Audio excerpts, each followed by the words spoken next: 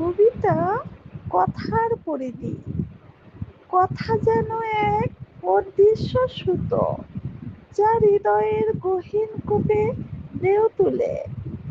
কথাতেই প্রেমের প্রথম বীজ রোপিত হয়, কথাতেই গজায় অদেখা ভালোবাসার বৃক্ষ।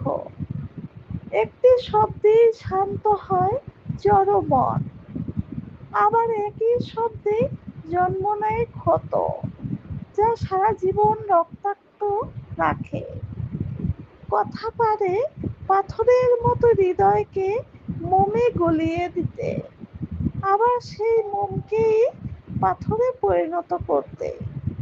একটি বাক্য হয়তো শৃঙ্খল, যা মানুষকে বন্দি করে ভালোবাসায়, আবারও হয়তো মুক্তি, যা ছুঁড়ে ফেলে দেয় একা আকাশের দিকে।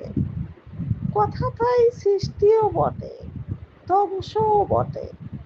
তার মাঝে লুকিয়ে থাকে মানুষ আর মানুষের ভাগ্য।